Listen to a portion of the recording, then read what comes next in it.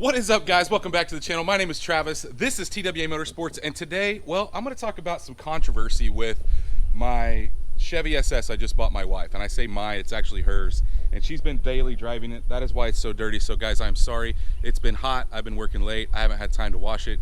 It will get washed, I promise. But when I originally posted the video on this car, I talked about how I bought a modified car and I was going to take it back to stock. And oh my gosh, I got just beat up in the comments, and I posted on the SS forums. I signed up for there because I had some extra parts that I wanted to get rid of, and we'll talk about that too. But man, people were like, why don't you just sell it to somebody that loves the car the way it is and buy a stock one? And so today I'm going to just talk about, I've got a list here in my hand of all the parts that are on the car. And we're going to kind of go through exterior, interior, and motor-wise what is done to this vehicle, and kind of what my plans are and why I chose this car over a stock one and whatnot. So first of all, I talked about in the video when I originally showed this car that I went to the dealership, I started up the car, I knew it had a blower on it, and which didn't bother me, but when I started up the car, it had a cam, it had heads, it was on the 85, and that was just more than I wanted to deal with. So I left, and I got to thinking about all the parts that were on the car, and I wanted to talk about some of those parts today, like I said. But so this car, so I paid $42,500 for this car. All right, we went back and forth. The guy was asking $43,000. I know that's not a huge difference, and generally I like to move more money than that, but $42,500 is what I initially or ultimately paid for the car. So when you're looking around for these cars, I was on Car Gurus, Auto Trader. There's about 141 of these cars for sale in the United States. Now that is unlimited distance from my house in the United States. There's 141 of these cars. Now when you narrow it down to white, which is what I knew I wanted, there's 22. Now that's all over the United States. So 2,000 miles away, up to 2,000 miles away, I believe. Anyway, so that's not very many, okay? When you narrow it down to within 500 miles of me, it goes to 11. And when you narrow it down to 16 and 17, which is what I wanted, it's down to 8.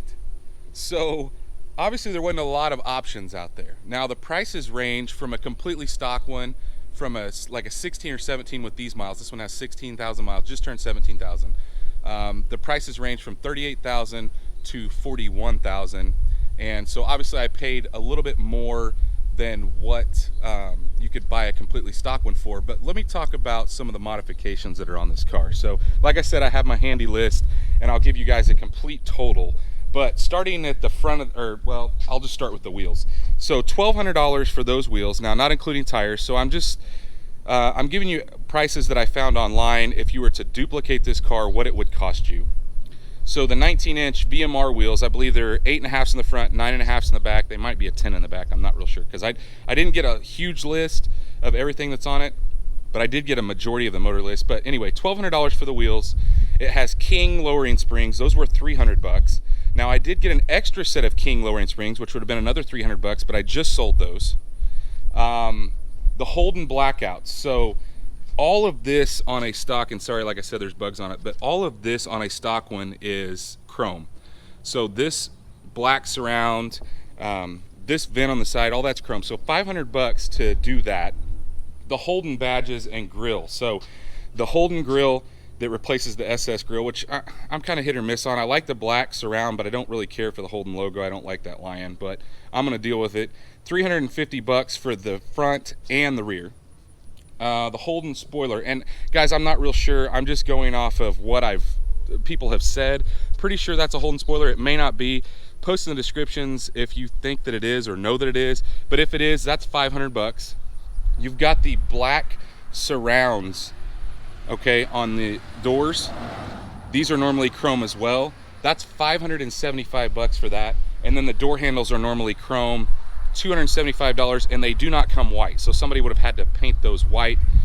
So total on the outside, not including tires, and I'm sure there was some money recouped from selling the stock wheels and maybe some of the stock trim. Nobody really wants the stock trim, but maybe. But that's $3,700 just on the outside of the car. All right, so moving on to the inside, it has, and it's dirty on the inside too, guys, but it has WeatherTech floor mats, front, rear, and in the trunk. That is $300. It had an N gauge, which I took out, which is the HP Tuner's N gauge. That's $449. And then, of course, other than that, the interior is pretty stock.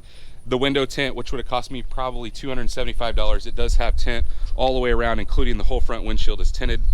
Not quite as dark as I would normally go, but I can deal with that because it's already done.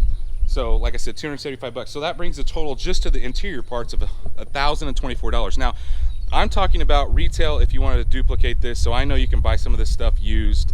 But the exciting part, right? So you guys want to hear what's done to the engine, what everything looks like under here. So we'll talk about that next. Now I'm going to try to go down my list here. I'm doing this with one hand. All right, so obviously you can see it's not stock under here. Let's talk about this stuff. So the trick flow heads. That is a really expensive set of heads, guys. You can have the stock ones ported. He could have used the stock ones, but he chose to use some trick flow heads. Those are $2,600 for both heads. They're about $1,300 a piece. And I don't know whether he bought them used or new. Like I said, I'm just going off new prices if you were to buy these things new. The cam package, so it's a GP Tuning Stage 2.5 cam. That's $944, but that includes the cam, the push rods, the trunnion upgrade, the oil pump, the timing chain. So all of that, $944. It has a ZL1 torque converter. So the torque converter is not factory. It's just a little bit higher stall than the factory stall on these cars. That was $450. It has a Yank SFI flex plate on the back of the motor between it and the converter. That was $150. Now the biggest, obviously, cost here was the blower. Now he bought a complete kit, a complete blower kit. Now it comes with everything that you need. It was $5,395. Now I actually had a receipt for him paying for this. That also came with the reinforced brick. So a lot of times when you run a lot of boost, that brick on the inside melts and deforms, and so that's a pretty good option that you would want to do if you're going to run these cars kind of hard. But like I said, $5,395 is what he paid for that. Then he put an ATI balancer on it. That was $331. He put an AFCO heat exchanger in it, which is down below here. I hope you guys can see that. That was $442. It has ARP head studs. That was $347. It has an LPE, so a Lingenfelter Performance overdrive pulley, which is basically sets on the front side of that ATI balancer. That was $150. It has a Weapon X intercooler pump, $175, and that is down there. You guys can see that. It's really kind of hard to see. It also came with a DSX auxiliary pump. So basically it's a kind of an inline pump that keeps the rail from going lean when you're basically in boost. That's $1,000. Now I put that on my ZR1 and I know for sure that's $1,000. And also the flex fuel sensor, which you can kind of see tight in here. I think it's around back. That was $375. Also put that on my ZR1, so I'm familiar with that. It came with the HP Tuner's cable itself with, I believe, several credits remaining on it. That's $550. Now that's what you would get when you buy a new one. You can't buy the cable anymore. You have to get the MBI2, which is, you know, I haven't used that, so I can't really speak to it. But so I already had an HP Tuner's cable, but it came with it. Moving on to the headers. So $1,045 for the Cook's long tube 1 7/8 headers. It has the Cook's from basically the midsection, which that's $985 without cats. Now this car did come with catalytic converters. The person that had it before cut them out.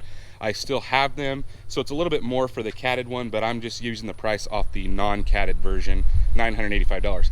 And then it has Cook's catback, so basically just a little piece of pipe, Cook's mufflers and tailpipes.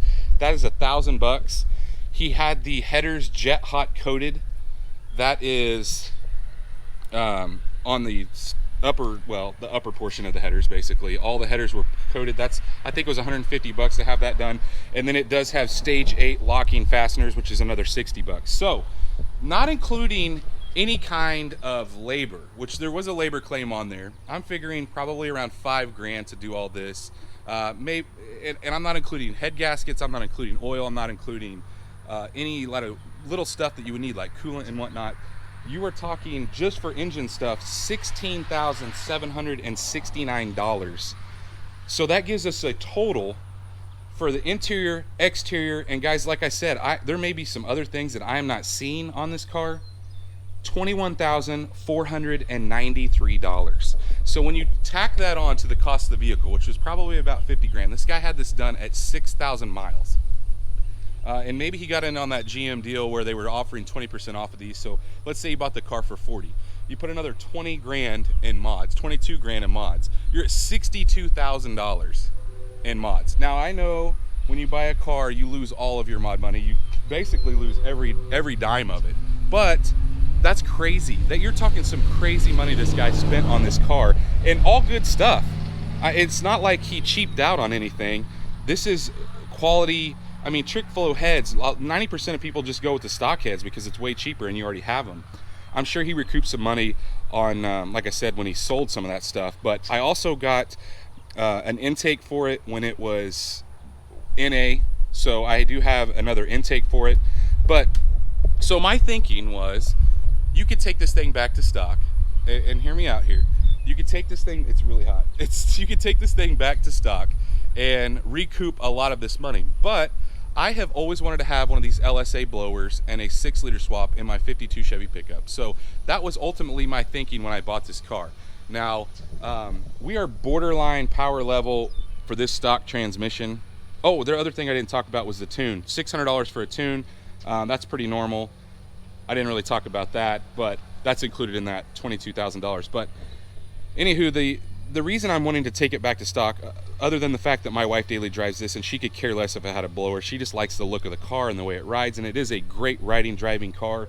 But the stock transmission is not going to handle this power level for very long. It's just not. So kind of my plan was, these cars respond really well to just little simple modifications. As a matter of fact, there's a guy that has a stock ported intake.